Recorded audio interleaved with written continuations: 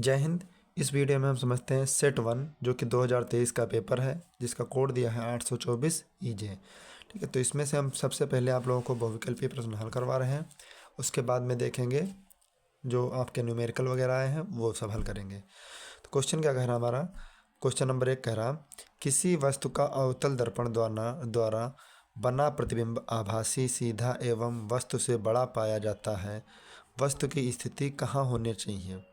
ठीक है, ये क्वेश्चन हमसे कहा है तो वस्तु की स्थिति कहाँ होना चाहिए, तो इसका जो सही आंसर है वो दर्पण के ध्रुव तथा फोकस के बीच होना चाहिए। ऑप्शन डी बिल्कुल सही आंसर। देखिए, हम पूरे अगर ऑप्शन पढ़ेंगे, चारों ऑप्शन पढ़ेंगे तो टाइम लगेगा, वीडियो काफ़ी बड़ा बनेगा और आप लोगों को भी बोर लगेगा पढ़ने में। ठीक है, तो हम डायरेक्टली आंसर ही आप लोगों को बता रहे हैं। फिर प्रश्न नंबर 2 कह रहा हमारा, किसी शब्दकोश में पाए छोटे अक्षरों को पढ़ते समय आप निम्न में से कौन सा लेंस पसंद करेंगे? तो इसमें से जो हम लेंस पसंद करेंगे वो छोटे अक्षरों को पढ़ना है बड़े करके, तो हमें उत्तल लेंस की ज़रूरत होगी। तो 5 सेंटीमीटर फोकस दूरी का उत्तल लेंस हमें चाहिए। ऑप्शन सी इसका बिल्कुल करेक्ट आंसर है। फिर क्वेश्चन नंबर कह रहा 3, किसी गोलीय दर्पण तथा किसी पतले गोलीय लेंस दोनों की फोकस दूरियां -15 सेंटीमीटर है। दर्पण तथा लेंस संभवतः हैं, तो दर्पण और लेंस जो होंगे वो दोनों ही अवतल होंगे, क्योंकि फोकस दूरी जिस दोनों की दी है कैसी, माइनस की। ठीक है, दर्पण हो या लेंस दोनों की फोकस दूरी अवतल लेंस में माइनस ही होती है। ठीक है, तो इसके बाद हम क्वेश्चन नंबर 4 देखते हैं। क्वेश्चन नंबर 4 हमारा क्या कह रहा, मानव नेत्र के जिस भाग पर किसी वस्तु का प्रतिबिंब बनता है वह होती है, तो वह कौन सी होती है पता है आप लोगों को? तो वो जो होती है आप लोगों की, जिस पर प्रतिबिंब बनता है वो होती है आप लोगों की दृष्टि पटल। ऑप्शन डी इसका सही आंसर। फिर देखते हैं प्रश्न नंबर 5। प्रश्न नंबर 5 कह रहा, दो चालक तार जिनके पदार्थ लंबाई तथा व्यास समान है किसी विद्युत परिपथ में पहले श्रेणी क्रम में और फिर पार्श्व क्रम में संयोजित किए जाते हैं।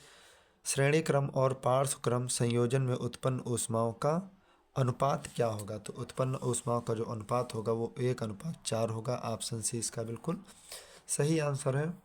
फिर देखते हैं प्रश्न नंबर 6। प्रश्न नंबर 6 कह रहा, लघु पथन के समय परिपथ में विद्युत धारा का मान। तो लघु पथन में विद्युत धारा का जो मान है वो आप लोगों का कितना है आपको पता होना चाहिए, बहुत अधिक बढ़ जाता है। लघु पतन के समय परिपथ में विद्युत धारा का मान बहुत अधिक बढ़ जाता है। फिर कहा विद्युत धारा, प्रश्न नंबर 7, विद्युत धारा उत्पन्न करने की युक्ति को कहते हैं। तो विद्युत धारा उत्पन्न करने की युक्ति को क्या कहते हैं? जनित्र कहते हैं। ऑप्शन ए इसका बिल्कुल सही आंसर। फिर प्रश्न नंबर 8 कह रहा हमारा, प्रश्न नंबर 8 क्या कह रहा है, एंटीमनी है। तो एंटीमनी क्या है आपको पता है? एंटीमनी उपधातु है, ना धातु है ना अधातु है, उपधातु है। ऑप्शन सी सही आंसर। लेड नाइट्रेट का रासायनिक सूत्र का, तो आप सब लोगों को याद होगा PbNO3 का होल ट्वाइज, यानी ऑप्शन बी इसका बिल्कुल सही आंसर है। प्रश्न नंबर 10 कह रहा, निम्न में लिखित में से असंतृप्त हाइड्रोकार्बन है। तो असंतृप्त हाइड्रोकार्बन क्या है? C2H4। C2H4 असंतृप्त हाइड्रोकार्बन है। ऑप्शन बी इसका सही आंसर। फिर प्रश्न नंबर सी कह रहा हमारा, 11 कह रहा, प्रोपेनल में क्रियात्मक समूह है। तो प्रोपेनल में जो क्रियात्मक समूह है वो क्या है? CHO।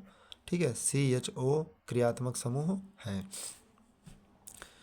फिर प्रश्न नंबर 12 कह रहा, एसिटिक अम्ल का IUPAC नाम क्या है? तो एसिटिक अम्ल का जो IUPAC नाम है वो एथेनोइक अम्ल है। ठीक है, ऑप्शन बी बिल्कुल सही आंसर है। फिर प्रश्न नंबर 13 देखते हैं। 13 नंबर क्या कह रहा हमारा, एक तत्व के क्लोराइड का सूत्र MCl2 है, उसके ऑक्साइड का सूत्र होगा। तो उसके जो ऑक्साइड का सूत्र होगा वो MO होगा। ठीक है, मोनो ऑक्साइड होगा। फिर प्रश्न नंबर 14 हमारा कह रहा, वृक्कों का कार्य होता है। तो वृक्कों का कार्य क्या होता है? वृक्कों का कार्य होता है उत्सर्जन, जिसको हम हिंदी इंग्लिश में कहते हैं किडनी। ठीक है, वहीं हमारे क्या होते हैं? वृक्क। तो इसका जो कार्य होता है वो उत्सर्जन करना होता है। ऑप्शन सी बिल्कुल सही आंसर। फिर प्रश्न नंबर 15 कह रहा, पत्तियों पर कलियां विकसित होती हैं। तो पत्तियों पर कलियां विकसित कैसे होती हैं, किसके द्वारा, ब्रायोफिलम द्वारा में होती हैं। किस में होती हैं, ब्रायोफिलम में होती हैं। ऑप्शन सी इसका बिल्कुल सही आंसर। फिर प्रश्न नंबर 16 हमारा कह रहा है आनुवांशिक विज्ञान के जनक हैं। तो आनुवांशिक विज्ञान के जो जनक हैं वो ग्रेगर जॉन मेंटल हैं। ऑप्शन सी बिल्कुल सही आंसर। फिर प्रश्न नंबर 17 कह रहा है दो डीएनए तंतु आपस में जुड़े होते। तो दो डीएनए तंतु आपस में जुड़े होते किसके, हाइड्रोजन बंध द्वारा जुड़े होते हैं। ऑप्शन डी इसका सही आंसर। फिर प्रश्न नंबर 18 कह रहा है मुकुलन द्वारा प्रजनन होता है। तो मुकुलन द्वारा जो प्रजनन होता है वो किसमें होता है, हाइड्रा में होता है। 19 नंबर कह रहा मेंडल का प्रायोगिक पौधा था। तो मेंडल का जो प्रायोगिक पौधा था वो क्या था, उद्यान मटर। ठीक है, इसमें देखिए मीठी मटर भी दी लेकिन ये नहीं थी, उद्यान मटर थी। ऑप्शन सी, ऑप्शन बी इसका सही आंसर। फिर प्रश्न नंबर 20 कह रहा था हमसे निम्न में से कौन सा एक मानव में जनन मादा जनन तंत्र का भाग नहीं है। तो मादा जनन तंत्र का जो भाग नहीं है वो शुक्रवाहिकाएं नहीं है। ऑप्शन सी इसका सही आंसर। ठीक है, ये प्रश्न वेरी इंपॉर्टेंट है, आप लोगों के एग्जाम में हर एक सेट में लगभग पूछा गया है। फिर हम देखते हैं खंड बा वर्णात्मक प्रश्नों में। तो वर्णात्मक प्रश्न हमारे क्या है, उपभाग 1 में हम सबसे पहले देखेंगे भौतिक विज्ञान। इसमें से जो भी प्रश्न आए होंगे वो हम क्वेश्चन आप लोगों को हल करवाएंगे। परिभाषा को छोड़कर न्यूमेरिकल, IUPAC संरचना, ये सब हम आपको बताएंगे। ठीक है, तो प्रश्न नंबर 2 देखिए हमसे पूछा गया है 5 सेंटीमीटर लंबाई की कोई वस्तु 30 सेंटीमीटर वक्रता त्रिज्या के किसी दर्पण के सामने 20 सेंटीमीटर दूरी पर रखी गई है। प्रतिबिंब की स्थिति ज्ञात कीजिए, प्रकृति ज्ञात कीजिए तथा आकार ज्ञात कीजिए। ये क्वेश्चन हमसे पूछा गया है। तो इसका जो सही आंसर हम आप लोगों को बताएंगे वो हल करने के बाद बताएंगे। ठीक है, तो आप वीडियो में बने रहें ताकि हम आपको अच्छे से सवाल ये समझा सकें। देखिए हर एक प्रश्न, हर एक पेपर में सवाल आए हैं और वो सभी सवाल हम आपको बेहतर तरीके से हल करवा देंगे। ठीक है, तो प्रश्न नंबर 2 आप लोगों को हल करके बताना है। देखिए ध्यान से कहा है हमसे, प्रश्न नंबर 2 कह रहा है देखिए वस्तु की लंबाई को काहे से प्रदर्शित करते, ओ से। वस्तु की लंबाई को ओ से प्रदर्शित करते 5 सेंटीमीटर है, दिया है। फिर का कोई वस्तु 30 सेंटीमीटर वक्रता त्रिज्या, यानी वक्रता त्रिज्या जो है वो हमारी कितनी है, 30 सेंटीमीटर। तो यहाँ से एफ निकाल लेंगे, फोकस दूरी निकाल लेंगे तो क्या होगा, 30 एफ बराबर सूत्र क्या होता है, R/2। एफ बराबर R/2। ठीक है, तो आर का मान 30/2, 2 से काटेंगे 15, तो फोकस दूरी कितनी आई, 15 सेंटीमीटर। लंबाई लंबाई के वक्र 15 सेंटीमीटर हमारी क्या है, फोकस दूरी किसी दर्पण के सामने 20 सेंटीमीटर की दूरी पर रखी, यानी यू का जो मान है वो -20 सेंटीमीटर की दूरी पर रखी गई है। प्रतिबिंब की स्थिति ज्ञात करना है, प्रतिबिंब का आकार आई से प्रदर्शित करते ये भी हमें ज्ञात करना है। ठीक है,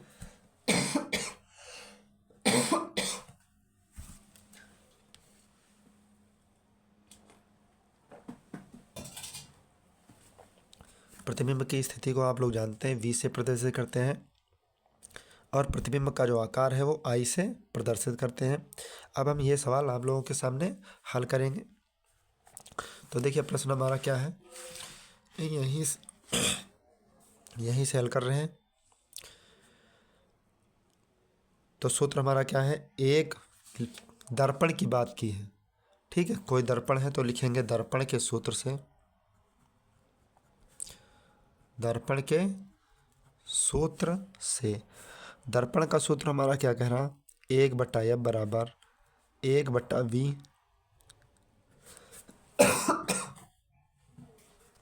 प्लस 1/U। 1/F बराबर 1/V हमें निकालना है। U का मान कितना दिया, 30। U का मान दिया है -20 सेंटीमीटर। फोकस दूरी हमारी दी है कितनी, 15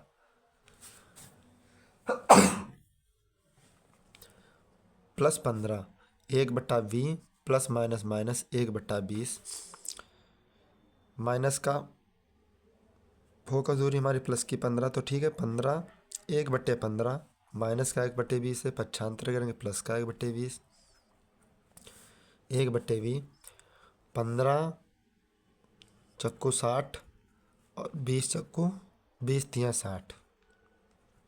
ठीक है, तो 4 एकम 4/60 और 3 एकम 3/60। तो v का मान कितना आया?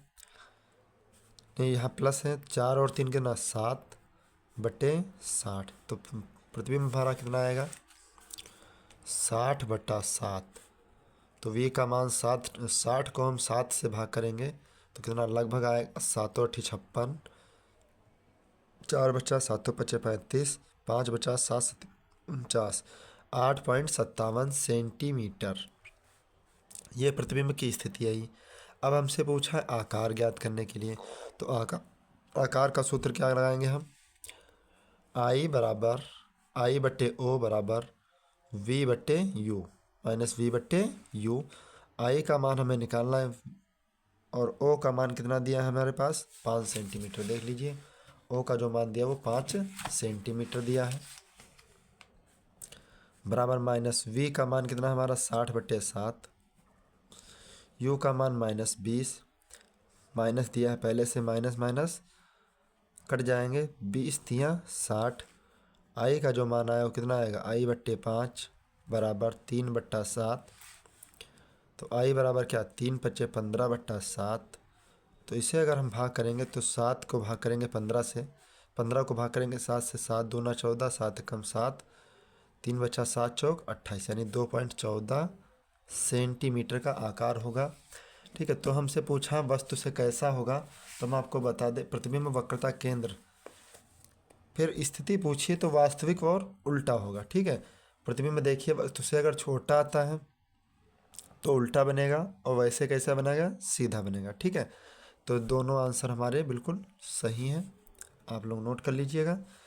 फिर इसके बाद देखते हैं प्रश्न नंबर 3। आप लोग पढ़ लीजिए सामने से, फिर हल करते हैं इसे। प्रश्न नंबर 3 हमारा कह रहा है किसी 4 ओम प्रतिरोधक में प्रति सेकेंड 100 जूल ऊष्मा उत्पन्न हो रही है, प्रतिरोधक के सिरों पर विभवांतर ज्ञात कीजिए। ठीक है, पढ़ लीजिए एक बार और। किसी 4 ओम प्रतिरोधक में प्रति सेकेंड 100 जूल ऊष्मा उत्पन्न हो रही है, प्रतिरोधक के सिरों पर विभवांतर ज्ञात कीजिए। ठीक है, तो इस सवाल को भी अमल करेंगे। यहीं पे कहा है 4 ओम प्रतिरोध है, प्रतिरोध कितना हमारा? 3 नंबर का क्वेश्चन है। 4 ओम प्रतिरोध, आर का मान दिया है 4 ओम, प्रति सेकेंड यानी टाइम 1 सेकेंड, 1 सेकेंड में 100 जूल ऊष्मा उत्पन्न हो रही है, यानी एच का जो मान है वो कितना? 100 जूल उत्पन्न हो रही है, सिरों पर विभवांतर ज्ञात कीजिए। तो कोई बात नहीं, हमने आपको सूत्र पढ़ा रखा। क्या पढ़ा है? विभवांतर के पदों में V² T/R, V² T/R आपको सूत्र पढ़ा है। ऊष्मा हमारी कितनी दी? 100। V² का मान निकालना है, T हमारा 1 सेकेंड, R का मान 4 ओम, गुणे में बट्टे में 4 है, गुणे में हो जाएगा, तो 100 और 4 के गुणा करेंगे 400। V², तो V² बराबर 400, स्क्वायर हटा दिया, अंडर रूट लगा, तो V का मान कितना आएगा? 400 वर्ग है 20, तो 20 वोल्ट हमारा बिल्कुल सही आंसर। देखिए 4 अंक का क्वेश्चन कितना सा सरल क्वेश्चन है और बहुत ही अच्छा क्वेश्चन भी है। ठीक है, फिर अगला क्वेश्चन क्या कह रहा है हमारा? खंड बा से। खंड बा हमारा कह रहा है उपभाग 2 निम्नलिखित यौगिकों के संरचना सूत्र लिखिए। तो ए दिया मेथेनल, बी प्रोपाइन, सी पेंटेनोन 3, ब्यूटेनोन 2। ठीक है, ये 3 और 2 का मतलब क्या है ये भी हम आपको बता देंगे भी तुरंत। देखिए ध्यान से,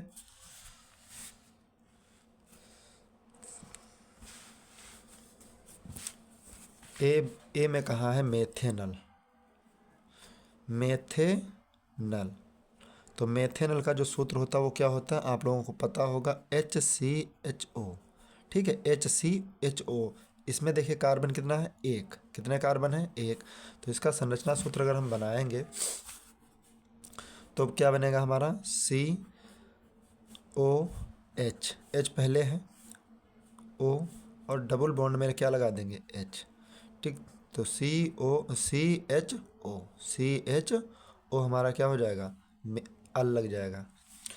फिर खा खंड कह रहा हमारा, यानी बी पार्ट कह रहा है प्रोपाइन का हमें संरचना बनाना है।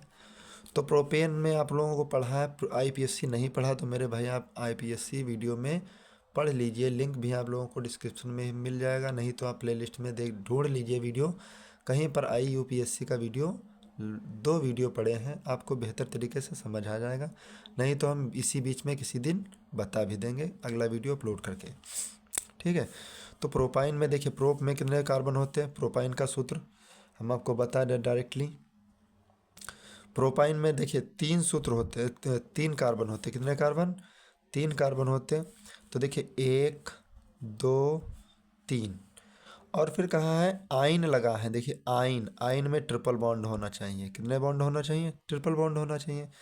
CH3 लगा देंगे, फिर 1 और 2 के बाद क्या, CH।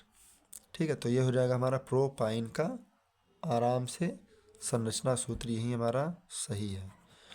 फिर सी में कहा है मेरे भाई क्या, पेंटेनोन 3। तो पेंटेनोन 3 क्या है, देखिए इस क्वेश्चन को, पेंट में हमारे पास कितने कार्बन होते, 5 कार्बन होते। तो लिख लेंगे 1 2 3 4 5 कार्बन हो गए। अब कहा तीसरे कार्बन पर क्या है, नॉन लगा है, यानी तीसरे कार्बन पर क्या लगा, नॉन। तो नॉन का मतलब क्या होता है, CO। ओन का मतलब क्या होता, CO, क्रियात्मक समूह लगा है CO। तो देखिए तीसरे कार्बन पर लगा, कहा है 3, तो 1 2 3 पे लगा है CO। क्या लगा है, CO।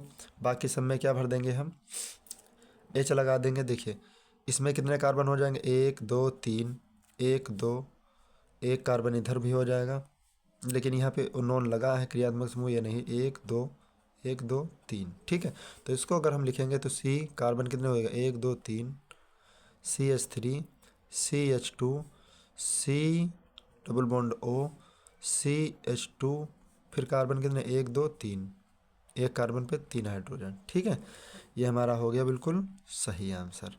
फिर इसके बाद क्या कहा हमसे, कहा है ब्यूटेनोन 2। तो ब्यूटेनोन 2 भी सीख लीजिएगा। डी में कहा है ब्यूटेनोन 2। अब ब्यूट में कितने कार्बन होते, 4 कार्बन होते। तो 1 2 3 4 कार्बन। दूसरे कार्बन पर लगे हैं ओन, तो क्या हो जाएगा, डबल बॉन्ड O। ठीक है, डबल बॉन्ड O। फिर कार्बन भर दीजिए, सब में हाइड्रोजन। ठीक, क्या हो जाएगा, CH3 CO CH2 CH3, यही हमारा बिल्कुल सही आंसर। देखिए ये जो है हमारे का क्या है, हाइड्रोजन बंद है।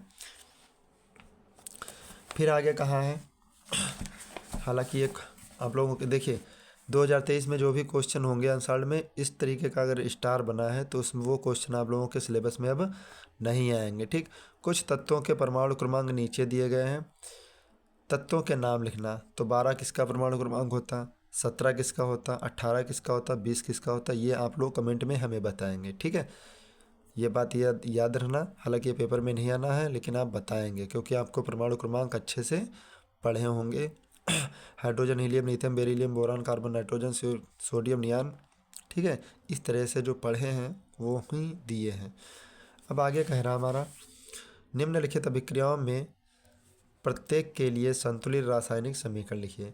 तो देखिए सोडियम सल्फेट, बेरियम क्लोराइड, फिर क्या बना, बेरियम सल्फेट। तो यहाँ पे क्या बच जाएगा, अब ये ऐसे तो पता नहीं चलेगा, तो हमको लिखना पड़ेगा कॉपी पे। तो A का मतलब कितना दिया है, देखिए कितने दिए हैं, 6 दिए हैं। 6 हो हम हल करके आप लोगों को अच्छे से बताएंगे।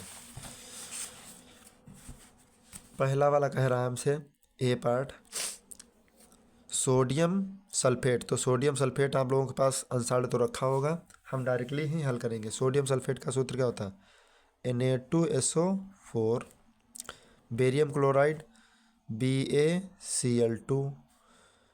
बनेगा क्या हमारे पास, बेरियम सल्फेट Na2SO4 का होल थ्राइज, यानी BaSO4 का होल थ्राइज बन गया क्या हमारे पास, बेरियम सल्फेट। फिर क्या बचेगा यहाँ पे, सोडियम क्लोराइड यानी Na, और यहाँ पे बचेगा हमारे पास NaCl। तो देखिए यहाँ पे 2 क्लोराइड 2 सोडियम, तो यहाँ से 2 से हम गुणा कर देंगे तो क्या हो जाएगा 2Na। ठीक है, यहीं भरा जाएगा सोडियम क्लोराइड। फिर बी में क्या कह रहा है हमारे पास, मरकरी ऑक्साइड MgO, क्या भरा जाएगा MgO, Mg मरकरी ऑक्साइड यानी HgO। इसको तोड़ा है किसमें, ऊष्मा से तोड़ा है मरकरी में, तो मरकरी हमारी Hg और बच क्या जाएगा O, ऑक्सीजन बच जाएगी। क्या बचेगा हमारे पास, ऑक्सीजन एरो ऊपर लगा देंगे क्योंकि ऊष्मा के साथ गर्म किया गया है। फिर सी ऑप्शन यहाँ पे है Hg, यहाँ पे ऑक्सीजन कितने हैं 2, तो यहाँ पे ऑक्सीजन कितने हैं 1, यहाँ संतुलित कर लें तो 2 मरकरी भी 2 हो गई। ठीक है, 2 मरकरी 2 ऑक्सीजन दोनों ही सही है। फिर इसके बाद देखते हैं सी वाला। सी में क्या कह रहा है मेरे भाई, जिंक प्लस सल्फ्यूरिक अम्ल Zn प्लस सल्फ्यूरिक अम्ल क्या होता है H2SO4। इसमें क्रिया कराई तो क्या बना, जिंक सल्फेट यानी ZnSO4। फिर क्या निकला, Zn निकल गया, SO4 निकल गया, बचा गया हमारे पास H2 यानी हाइड्रोजन। जो रिक्त स्थान थे वो क्या बचे, हाइड्रोजन। फिर डी आपसे क्या कह रहा है हमसे, आयरन का क्या होता है Fe plus copper sulphate CuSO4 arrow FeSO4 बन जाएगा हमारे पास। हमसे कहा है क्या, कॉपर अलग कर दिया, यहाँ पे कॉपर क्या क्या किया, अलग कर दिया। जब कॉपर निकल गया तो क्या बचेगा, आयरन सल्फेट FeSO4 बचेगा। ठीक, यही हमारा बिल्कुल सही आंसर। फिर ई में कह रहा हमसे कैल्शियम कार्बोनेट यानी CaCO3 जब गर्म किया गया, ऊष्मा के साथ क्रिया कराई गई तो क्या बना हमारे पास, कैल्शियम ऑक्साइड। कैल्शियम ऑक्साइड हमसे कहा है बनाने के लिए, तो क्या बन जाएगा CaO। फिर यहाँ पे क्या बचेगा CO2 यानी ये भी हमारे पास क्या बन जाएंगे, कार्बन डाइऑक्साइड। फिर यहाँ पे डी में EF में कहा है जिंक यानी Zn plus silver nitrate AgNO3 arrow क्या बन जाएगा हमारे पास, बना है पहले से जिंक नाइट्रेट